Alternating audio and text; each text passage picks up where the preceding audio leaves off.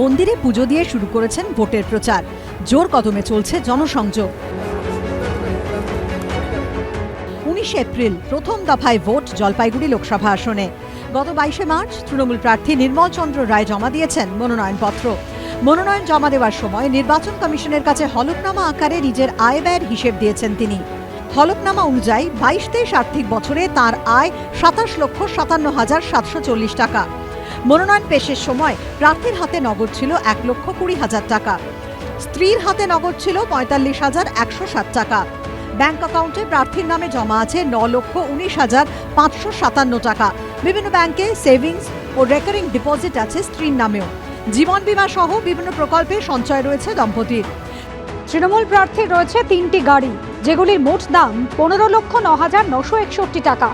দুজনের নামে সোনার গয়না সহ দামি অলংকার আছে 9,85,303 টাকার। সব মিলিয়ে তৃণমূল প্রার্থীর মোট অস্থাবর সম্পত্তির পরিমাণ 52,73,907 টাকা। তাঁর স্ত্রীর অস্থাবর সম্পত্তির পরিমাণ 26,96,286 টাকা। শুধু অস্থাবর সম্পত্তি নয়, হলফনামায় স্থাবর সম্পত্তিরও হিসেব দিয়েছেন নির্মল চন্দ্র রায়। তৃণমূল প্রার্থী হলফনামায় জানিয়েছেন জমি ও বাড়ি মিলিয়ে তাঁদের স্থাবর সম্পত্তির মূল্য 1,08,20,000 টাকা।